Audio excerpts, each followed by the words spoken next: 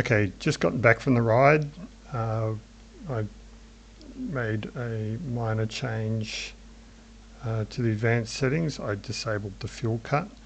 Yeah, it was quite dramatic. Engine braking was a lot less. I'd like to say it was half, but I mean, how do you really measure it? But regardless of that, I've got the unit plugged in, and it comes with two here. So let's see, what's today's date? This one. So it's logged it all in that. Now we want to go to Tools, Convert to CSV, choose that particular file. Yay. Oh, look, how convenient. Now, a couple of sort of minor changes, given it's in CSV. Big view, freeze panes, freeze top row. And we want to come back to filter, which is God knows where, probably under data. There we go, filter. Let's just do that again. Save as, XLS. Okay, now initial ride was in mode 2, which I've been doing, and I did some engine braking. So while we've got RPM at 0, that means it's not on. So let's find everything where RPM is at 0, and let's just boom, boom, boom, gone. So cross my fingers. Sort by column A. My data has headers, smallest to largest. Let's see what we got.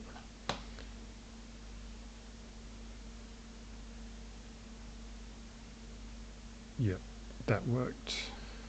So let's go and look for RPM. This is, oops.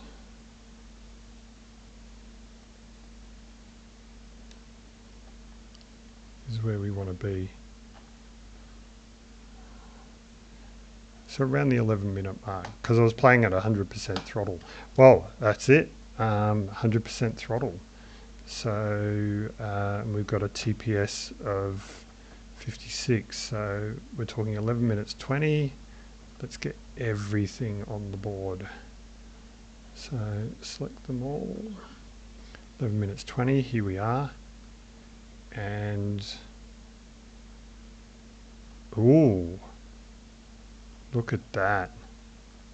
So this was mode 4 and it's showing up 100. That means I need to actually translate the mode.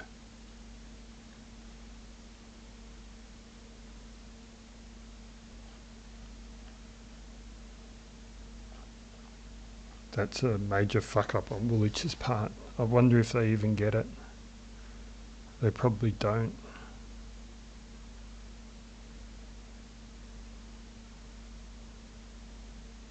Or do they? How could they auto-tune if they didn't know what mode the bike was in? Interesting. Well, I'm going to have a big think about this, but yeah, maybe they don't have the data. Well, I'm going to be making a support request because it's something I need to know. It's a couple of days later, I contacted Woolich support about the TPS setting in their CSV. And it was quite an interesting response. They basically came back and said that to them the CSV extract is a legacy feature, and from their perspective the only valid way to access the data or any of the data is using their engine data setting. So in this case, if I was to go to that particular file and choose 4, which is the one we were looking at, and then you could and that's where it's a bit flaky. It doesn't actually work until you actually hit play. So, you know, in here you can get the electronic throttle valve. So yeah, look, 100% TPS, 35 EPV, and we're in 5th gear. So if I was to come back to the maps, sorry, I'm working dual screen, so it's popping that up on the other one. So if I came in mode 4, we were in gear 5, 100%, oh, what's our revs? So we're RPM at 4,700, so we're effectively in here. We're at 100% throttle and it's giving us 35.5. So yeah, that's a bit incorrect, but we'll get to that. So that's one area where they're happy for you to see it, but it's kind of useless because you're only looking at one record at a time. The other one is, if I close this down, and we open up data viewer, and I open up the log file, and so we go to 4, and it turns out, and this is where, as I've mentioned before, the documentation sucks, but their support people pointed out that another way to get access to the information is to come in here and go to configuration, and you've got multiple sections here, so you can define more sections. I can add another section if I want.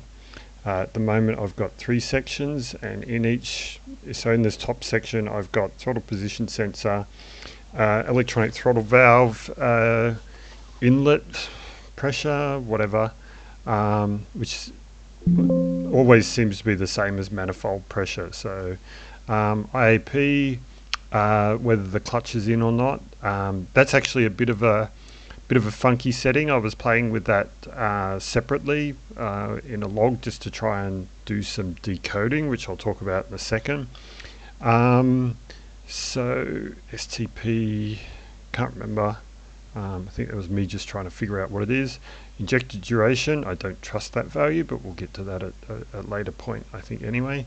RPMs is obvious. What gear you're in, I think that sort of showed up before. Atmospheric pressure. So now there's a whole heap of other settings. So if I was to go and add one, I could choose from all of these different things.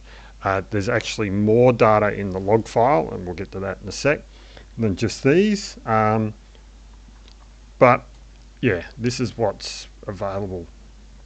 For me, of course, I want the CSV extract because I want to be able to put it into Excel, do my own analysis, and do my own charting and whatnot. From their perspective, yeah, their support people gave me the runaround. I said, put me through to your technical people. Technical people said no. We don't want to do that, it's proprietary. But basically, I can appreciate where they're coming from. I work in software, and their attitude's going to be, oh shit, we don't want to be doing this. If we open the format, then we're kind of bound to it. I'll remove that that I just added, and yeah, I can step through the file and get all of that information. So and this was 4, so this was the mode 4 ride that I did after doing the fuel cutoff, I think it was. Well, let's just look. Disable fuel cut. So yeah, I did that.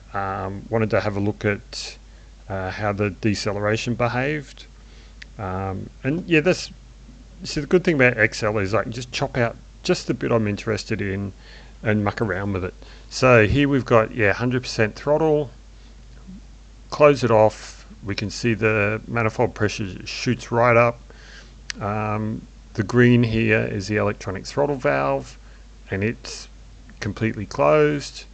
Let's see the injected duration. So here it's 4.5 down to 0.5. So presumably, well, obviously that's how much fuel is going in. I don't think this is, I don't like this. I don't know what the units are, and I don't like the granularity, particularly given their fuel maps have got a lot higher numbers. Not really sure. I think it's more indicative rather than precision, but we'll see. Now, yeah, here's our speeds.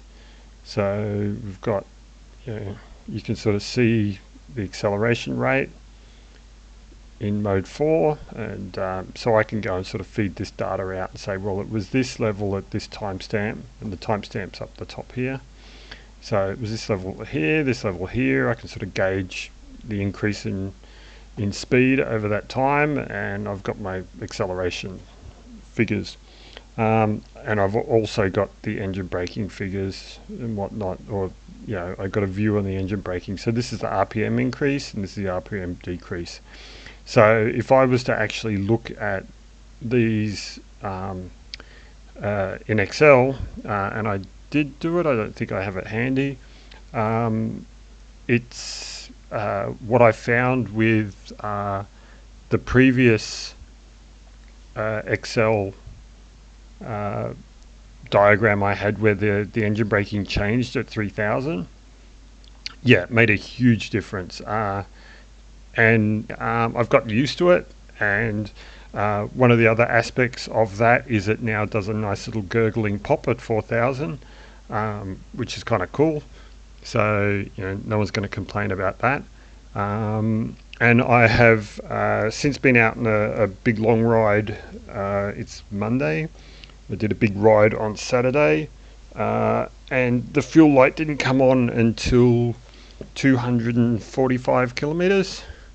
So I'm sort of pretty happy with that, and there was a lot of spirited riding in that. There was also a bit of freeway stuff, but generally speaking, I'm quite happy with, well, I haven't lost my fuel economy yet, and if I'm getting the fuel light coming on at 240, then yeah, I'm happy to sort of increase some of the fuel map settings to see what we get.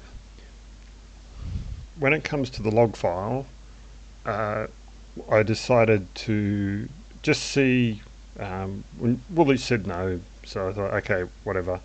So I opened up one of the log files. I just did a simple one where I was in the garage. The bike was static, and it wasn't really doing anything. I didn't even have the engine on. I just wanted to try and get a feel for some basic figures. So that created this particular file here. I'd also looked at the actual file number 4. Let's see, that's here.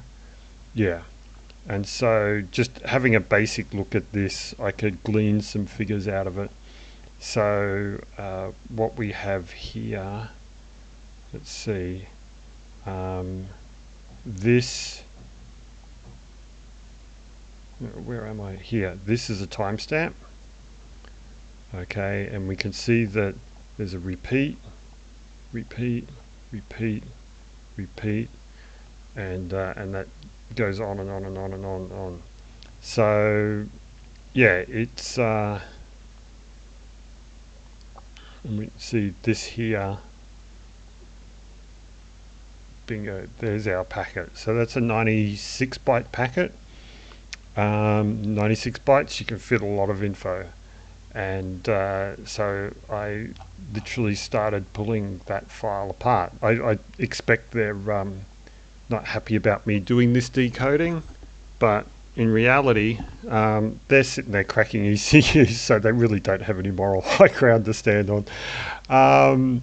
But regardless, yeah, as long as they're not bound to the reason I didn't put their format out there is because they don't want to be bound to an open source standard that restricts them from making the changes they need to make. So, I take on the risk here. But what did I manage to get out of it? Well, that was really, really interesting, because what I have here is I found for the MT09SP specifically, there were 96 bytes, but the first 48 were the only ones that had anything useful in it. Now to actually do it, I wrote software to do the conversion and the CSV extract. So what we were able to get out of it, the timestamp, we could get that before. RPM, we could get that before. Actually, do I have an old copy of the CSV? This. So what did we have? We had RPM, we had TPS. So what I discovered is that there is a true TPS and there is a processed TPS, and it's this processed one that Woolich are using. IAP we have somewhere here. Okay, fuel ratio is null in both. I don't know where it is in here. Could be anywhere. Could be this one. Basically, because it's just 0 for all my files, so I haven't figured out which one to decode it from. Given I've got the kit coming for that, I should be able to work that out at some point in the future. Gear, I have gear, so that's here. Clutch, I haven't quite worked out. Now there's a trick with the clutch, because the clutch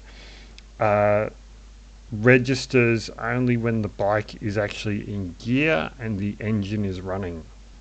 So also to, coolant temp and IAT, so inlet atmospheric temperature. Well, we've got those two. So coolant temp, engine temp, inlet atmospheric pressure. I've got IAP, I've got this value that I haven't worked out what it is yet. Atmospheric pressure. Now, I got my electronic throttle valve values. Now, there were two of them. Like I said, there was two TPS values. Now, if I come down and I find a value here, we can see that the TPS is going down here. You can see it actually lags by nearly, what is it, 10, well, yeah, okay, 30, 40, 50 milliseconds. So there's a bit of a lag between the true throttle position sensor being processed by the ECU and getting turned into this, and you'll see that the ETV actually aligns as well. So and then this one is also the electronic throttle valve, but this is more of a raw value for it. So this one here is a sanitized one, and this is actually out. So this is the one Woolich are using, and their adjustment to get that from the raw value, so this is why, sorry, this is the raw value, they run a formula to get this, and it's actually incorrect. Look, the thing is, it's not out by enough to worry about. So you're after an indicative value. It's not quite precise. I think I showed it with the mapping previously about what it should be, and it was out by a little bit for that rev range. It's nice to know that, I've actually got this true TPS value. So I can, well, the only thing it gives me is a picture of how much lag there is between this stepping down here and this stepping down here, all right, which also results in a step down here for the ETV. So you can actually see the delay making its way through time-wise. As you adjust the throttle, the ECU recognizes the throttle adjustment, and then the ECU turns that into an electronic throttle valve adjustment. So there is a lag in the throttle. It's only tiny. You're talking, so this is milliseconds. The dot 300 is milliseconds, dot 35. So you're talking, 53 milliseconds, nothing. So what else we got? Yeah, I was able to decode gear. It was embedded in a byte with a whole heap of other info that I haven't decoded what the rest of that is. I know clutch, and there's actually a switch for whether or not the throttle is open or not. Not that that matters. So, engine temperature, we have that now. Inlet temperature, injector duration. So I managed to get the injector duration. I managed to get the ignition delay. I haven't worked out what these are yet. I managed to determine the speedo. This is me calculating a rolling average, but I'm going to include that in. This is just, my intention here is that I want to calculate the acceleration and somehow back calculate, because hey, if you know acceleration, you know the mass of the bike, you can work out how much power there is. So force equals mass times acceleration, whatever. So yeah, I should be able to actually calculate that. Now we have separate front and rear wheel values. So this is a 2 byte value, this is a 2 byte value, this is a 2 byte value.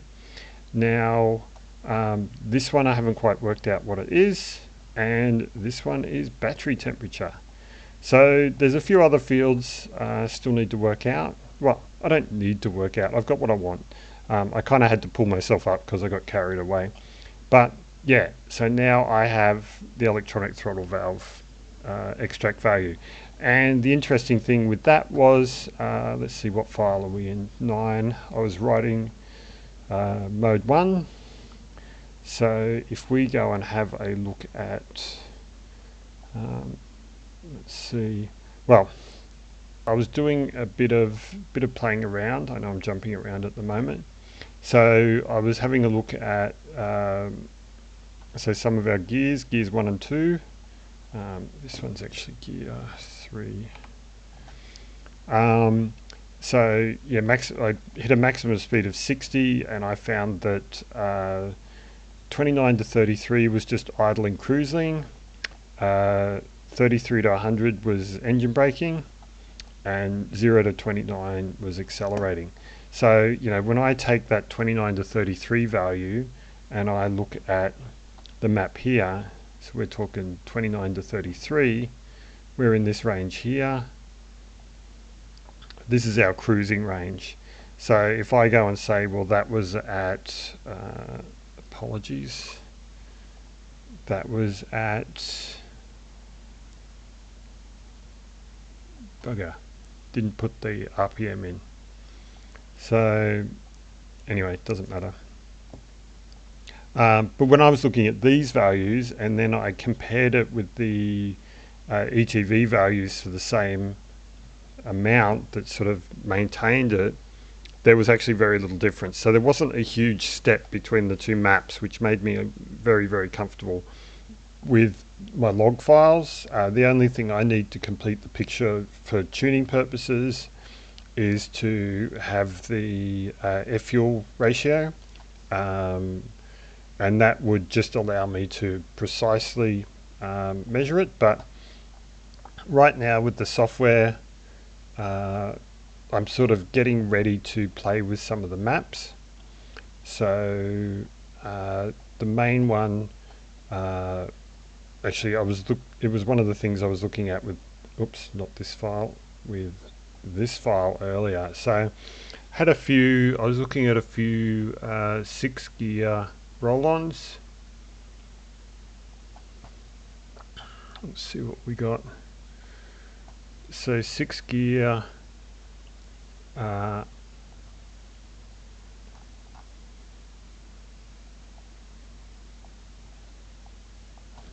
make it 90. Okay, so yeah, you can see theirs comes in at 100. They just cap it. If it goes over 100 in their calculations, they cap it.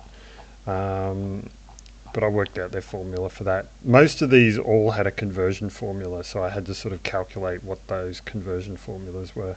But it was pretty easy once you got into it. So yeah, I'm looking at 100% throttle here, and I'm in 6-gear.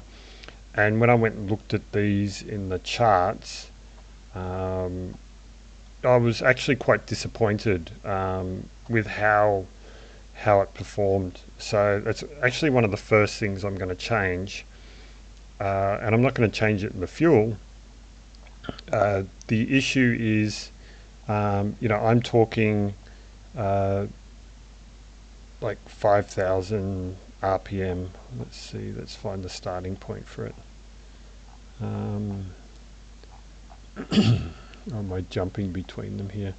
But yeah, you're talking 4,000, 5,000 roll on, and if I go to the other maps and I go to the ETV and I'm talking 6 gear in mode 1 even, you know, it doesn't even go, well, if you're looking at say 5,000 or 4,000 RPM, even though you've got it fully open at the wrist, you're only getting 53% ETV.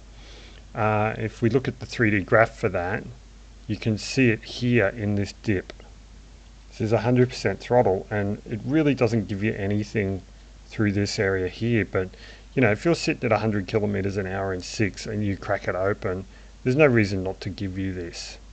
So this is actually going to be one of the first things I do, is to actually, you want this, given this is per gear, there's no reason for this to be so tame in 6 gear. This is 6 gear. It's utterly pointless to have this dip in it. So yeah, I'll be getting rid of this and making this more linear.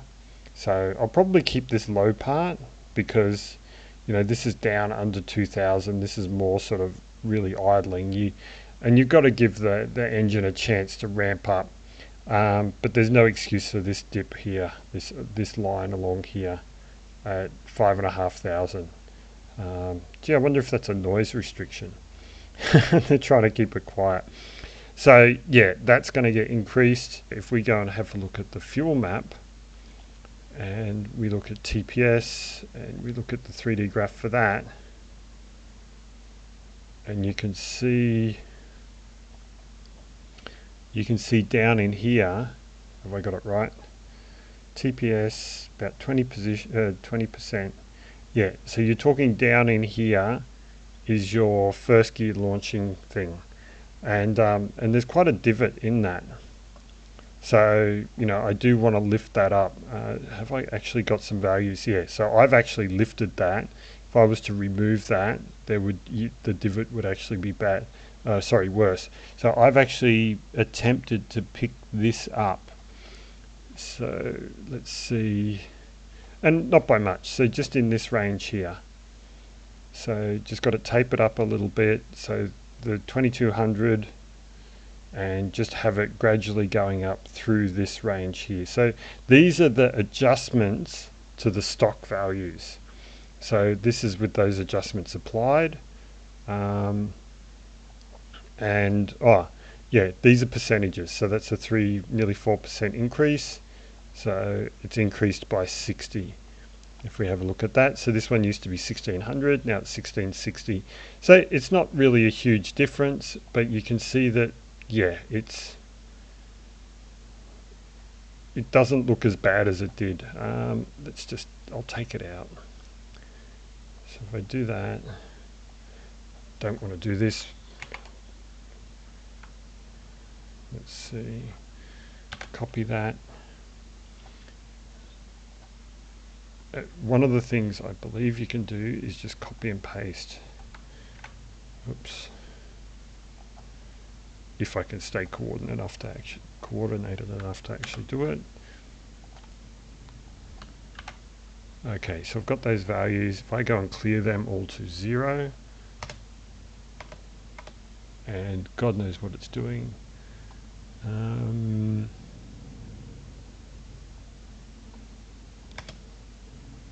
Hey, 0. Let's go look at the graph. Okay, so that's our trim value graph. Let's go have a look at our values. And yeah, 2200 RPM. So you can sort of see there's a lot more of a divot in there. Well, it's really hard. People will be looking at it going, I can't see it. But it is there. It's a really sort of concave section in here. It sort of runs along this line. Whoops. And that just made it really crazy. Okay, I've lost my view. Can I get it back? Bugger.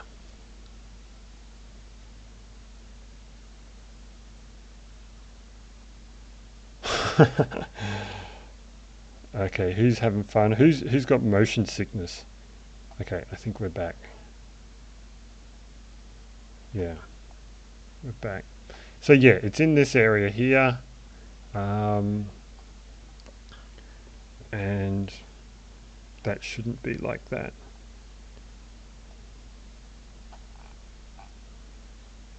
Just make sure I haven't. I won't save the file. So, but that's my adjustment that I want to be doing, and I'll come back to that. Look at my trim value, and it's damn, it's saved. Oh, no, it was on TPS. Bingo, it's still there. So that's the adjustment. I was looking in the wrong section. And if I go back to values and 3D graph, yeah, so that has flattened that out a bit. In fact, it's probably a bit higher. So yeah, these are the sorts of adjustments you can do. You can say, hey, it's a bit bogged down here. I'm going to give it a bit more juice, and really smooth things out. You can see the fuel map itself is actually quite smooth. It's not really that dramatic. Yeah, there's this cut here at 5,500 again, probably due to noise regulations and whatnot. A lot of countries use 5,500 RPM for their tests. That's why a lot of dyno and what horsepower charts have got that little 5,500 dip. So I'll probably take this out a bit later on and raise it up. And yeah, I'll just try and smooth this out. Now it's really hard to smooth it out here. I know there's this nice smooth button, but yeah, thanks but no thanks. I'd rather come into Excel, like copy these maps across to Excel, and you can. So I can copy this across to Excel. I can plot this line next to this line next to this line and just play with those figures and then just copy them back and get those smoother transitions. So that's my plan, yeah, when I get the chance, I'll write this to the bike, just that small change. And that's the benefit of doing what I'm doing, because I went and bought this thing. You know, I can sit there and just change it a tiny bit at a time, and see. Now, and a big part of me, and I've been sort of having discussions with the wife and that about why I'm doing these videos. And a big part of it is, it's like, how many people go into a tuner and you see a list of these things, you have no idea what they are. You have no idea what the tuner's doing. You don't know if he knows what he's doing here. You don't know if he is, you know, for your bike. Oh, damn. Oh, that's IAP. So, TPS. Yeah. You don't know if he knows that you're having trouble down here and that he's going to fix it. He's just going, hey, here's my tune, love it or leave it.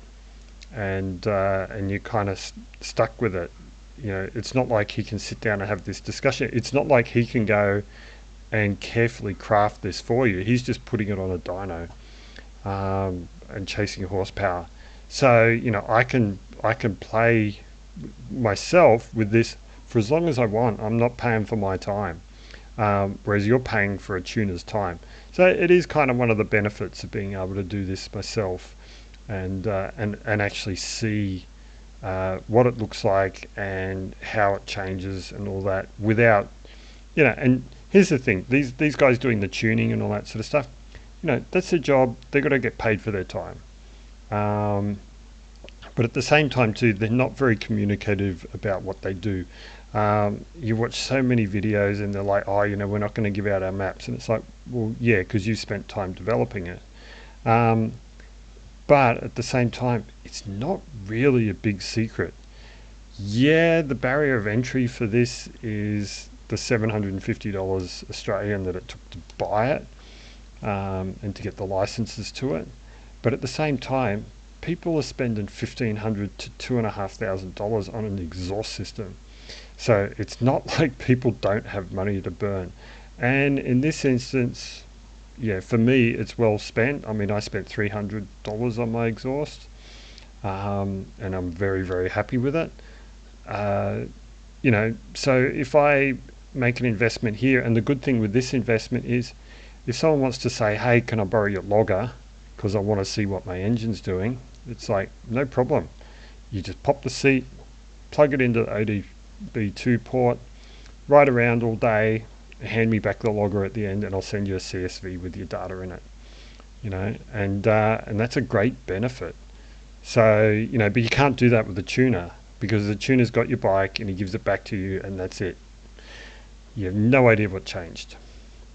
So, yeah, that's a big part of it, is to try and lift the lid on what's available to be changed, and uh, you know what the impact of some of these values are. So to come full circle again, top speed limiter, that's pretty obvious. Closed loop, disabling that. So that got rid of, or that reduced significantly, a lot of the sort of lumpiness at cruising speed in the engine. So it sort of had a little bit of surging, not much. Basically, it was just trying to hold constant throttle, and it would just pulse a bit in the power. So that actually got rid of that. So that was the ECU trying to adjust using the O2 sensor, and yeah, not doing it very, very smoothly. So turning that off just made it really, really smooth. Now, disabling the fuel cut just completely gave me a linear engine braking situation. So, and it did it does all the little poppy pop in the exhaust as it crosses through 4,000 RPM.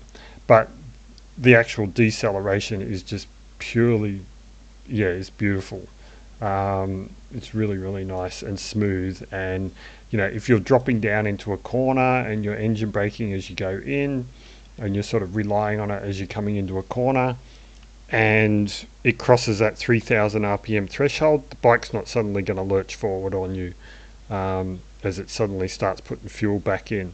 It just is constantly putting a little bit of fuel in, just enough to reduce the engine braking above 3,000, but it just holds steady as it goes through that 3,000 transition. So there's no sort of weird change in engine braking at a time when you don't want it, like mid-corner. So yeah, that's the purpose of these videos, is to just try and demystify what's going on. And yeah, I've learnt so much, and I'm learning so much from it, and that's why I'm sharing it. So yeah, my next plan is to fill in this area here, and try and see what I can do about this. I still want it to have sort of a flat spot, but and it's hard to visualize here. Yes, this is here, but you just can't see it, and the smoothing feature is really, really crap. So Excel's going to be handy in that respect, because I can just do it a line at a time. I can just say, right, this RPM, give it to me for all of these throttle position valve sensors, and we'll see. Also too, I've got to make sure, see, this isn't linear, so I need to make sure that that these values actually make sense, and Excel will sort of help me do that. Anyway, I've rambled on for a bit too long now. This video, once I cut this in with the previous one, is going to be quite long, but right now, yeah, I think I'll just say bye, and I'll get on with the tuning adjustments that I want to start implementing. So thanks for listening.